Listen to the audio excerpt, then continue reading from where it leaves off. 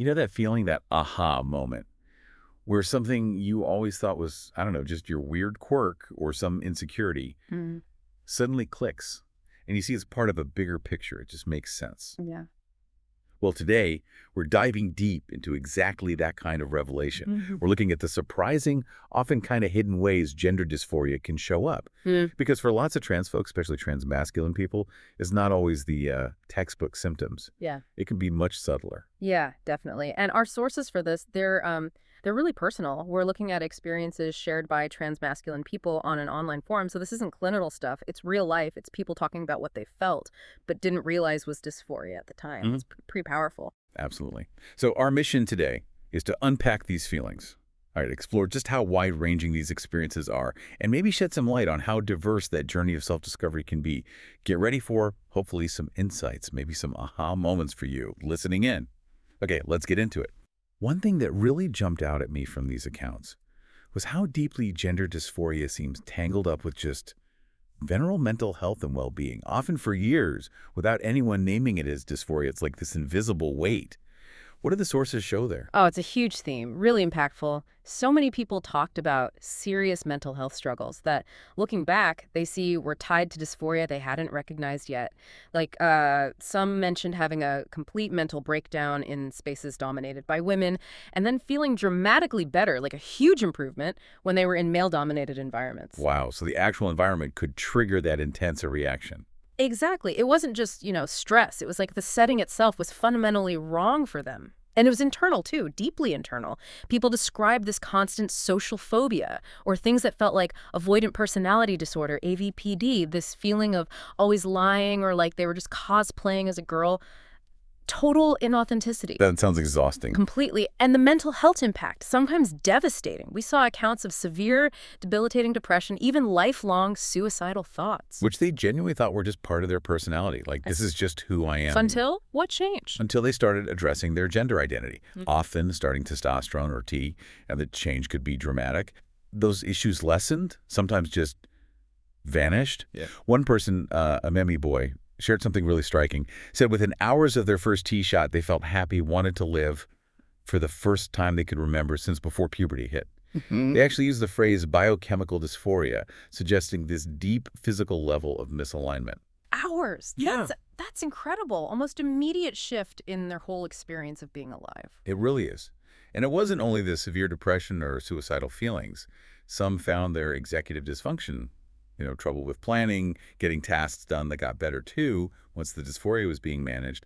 Others talked about constant identity crises, just never knowing who they really were, or feeling passive or disconnected from life, like they weren't really living it, just watching.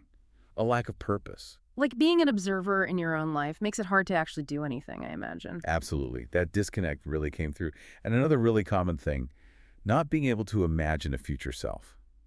Like, instead of planning their own future, they daydream about fictional characters Yeah. or these impossible scenarios, as if their real self couldn't possibly have a real future. That's quite profound. Yeah. One person, Stanley Has Lost It, noted that changed completely after starting T. Suddenly, they could imagine fun and achievable things for themselves. It really shows how dysphoria can just block your sense of possibility, your hope. Some even mention memory gaps, periods after puberty feeling sort of grayed out, like missing time. So puberty wasn't just physical changes, it was like it erased parts of their past experience, too. That's intense dissociation. It is. And that dissociation often focused on the body itself, feeling like their body was just a body, not my body, especially during private things like showering, which sometimes led to poor hygiene because looking at or touching their body was just too much. But that could improve. Yes, conversely, people noted self-care and confidence really improved after starting T. The body dissociation also meant feeling like a stranger in the mirror, just totally out of place. And in some extreme cases, fantasies of like faking their own death, changing their name, witness protection, anything to escape being them. Wow. Desperate measures, even just in fantasy. Right. And then the more immediate stuff like that irrational rage at being misgendered, or hating their voice so much they just wouldn't speak if someone was recording, visceral reactions. Okay, so beyond the mental side, let's talk about the physical sensations, because this is where it gets really interesting and nuanced, doesn't it? What were some of those less obvious, body-specific feelings people described? Yeah, the subtleties here are fascinating. For instance, a strong disgust or deep discomfort with their own genitalia. One person even thought everyone AFAB felt that way, that it was just normal. Oh, wow. Thinking a core dysphoric feeling was universal. Exactly. Breasts were another huge one. Discomfort when they started growing. Yeah. Sometimes trying to convince themselves they actually wanted a bigger chest, rather than admitting they wanted none, or just really hating having them touched. Yeah. And someone else mentioned their smaller chest being a lifesaver because it was easier to hide. That reframing, again, seeing something small as a relief. It really points to the underlying issue, doesn't it? Hating hips and thighs was common too, specifically as feminine features. This wasn't just, oh, I feel fat. It was, these curves feel wrong on my body. Hmm. Some did initially mistake it for feeling overweight or having man tits, but later saw it was the feminine shape itself causing distress. Wanting a flatter, more square body shape was a recurring desire. And the voice. You mentioned hating the sound earlier, but physically. Yeah, hating it because it sounded like a girl, constantly comparing it to men's voices, refusing to sing high notes. Some even loved having a cold because their voice got deeper, more congested, and sounded more masculine to them. Finding comfort in being sick because your voice sounds right. That's telling. It really is. And one person, Scythe 42, talked about the relief when tea finally made their voice match their inner voice. That alignment, other physical things. Discomfort with tight clothes making curves obvious, sometimes initially dismissed as just sensory issues. Hating clothes shopping, especially for bras, swimsuits, anything explicitly feminine. The dreaded shopping trip. Totally. The dysphoria hoodie came up a lot, wearing baggy hoodies constantly to hide their chest, thinking it was just about comfort. And this one's specific, an irrational rage at backpack chest straps or seat belts tightening across the chest. Wow, yeah, something so everyday causing such a strong reaction. Speaks volumes. It really does. Someone else shared wishing for back pain or even the breast cancer gene just to have an excuse for breast reduction or mastectomy. Shows the desperation for a flat chest. Also, this growing feeling that their skin looked naked without hair. A real desire for a beard, for body hair. Interesting. Yeah. And some remembered noticing they didn't have a bulge as a kid. And even packing with a sock without knowing what that term meant. But these instincts were there really early on. Often, yeah, without any framework for it.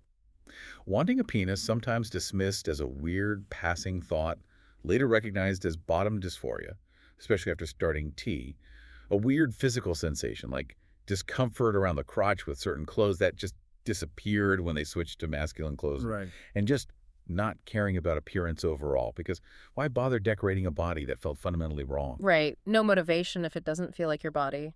What about makeup or other appearance things? Trying makeup felt weird, like putting on someone else's face, seeing an imposter. The idea of pregnancy often felt deeply wrong, specifically fearing being feminized, being seen as a mom. Some thought they were asexual because intimacy felt off, but later realized it was body-related dysphoria causing the discomfort. Ah, so misinterpreting the reason for the discomfort. Exactly. And for some, body dysmorphia was entirely driven by gender dysphoria. Yeah. It wasn't separate. It even led to eating disorders in some cases. Even dreams played a role. Dreams of being shirtless in public, revealing that subconscious shame about their chest.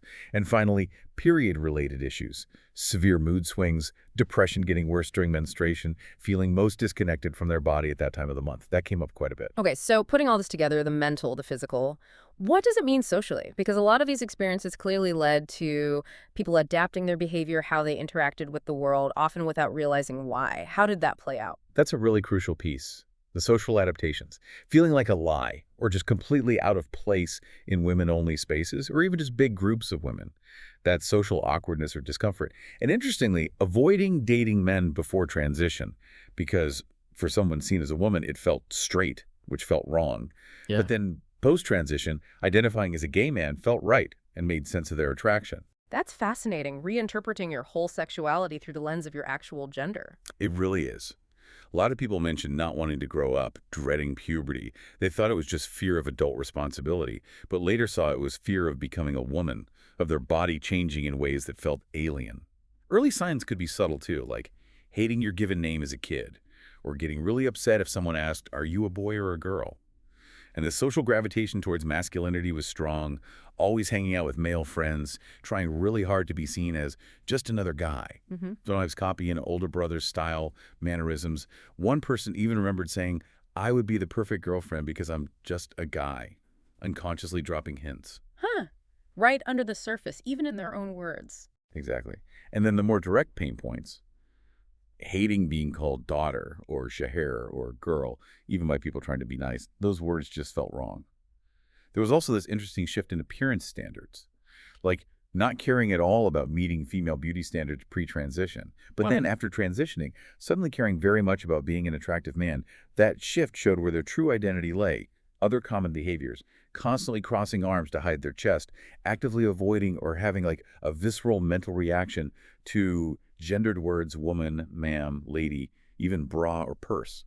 Dressing androgynously, shopping only in the men's section, almost like trying to signal something unconsciously. Yeah, using clothes as a shield or a signal. For sure. Loving being seen as one of the guys was a big one. Some described feeling feminine behaviorally with male partners, which felt wrong, but then reframing it, like, okay, I'm feminine the way a gay man might be, and that clicked. It felt okay then.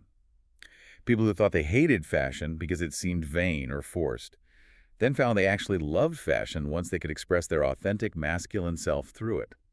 Liking things considered feminine could actually trigger breakdowns for some, leading them to just ditch those interests entirely. Wow, a complete overhaul of what they liked, driven by gender. Yeah, a powerful internal recalibration.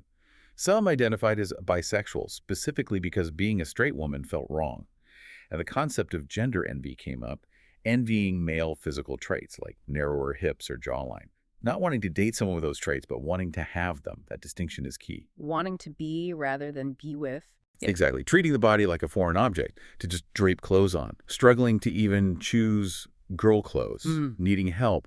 And just generally relating more easily to guys because deep down, they saw themselves as one, even if they didn't have the words for it yet. Yeah. So given how hidden and mixed up all these feelings could be, it really begs the question, how did people finally realize? How did they connect the dots and understand this was gender dysphoria? Right, because that's the crucial step, isn't it? And what seems fascinating is how much self-discovery and the act of transitioning itself played a role in that clarity. Like the answer came through the process. It's exactly right. For a lot of people, the light bulb moment actually happened after they started HRT.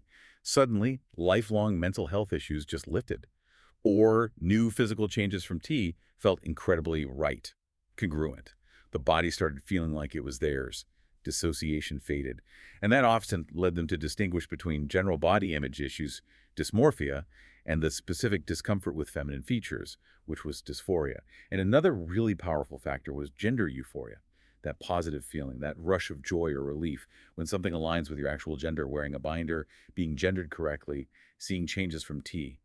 For some, that euphoria was a much clearer sign than the dysphoria ever was. So it wasn't just about escaping the bad feelings, but finding the good ones. That's what pointed the way. Precisely. It's about what feels authentically good. The sources also mention how things like autism or alexithymia, difficulty identifying emotions, could mask dysphoria for a long time. It just blended into the background noise of daily discomfort. Until therapy, or learning self-accommodation strategies, helped them finally tease out and name those specific gender-related feelings.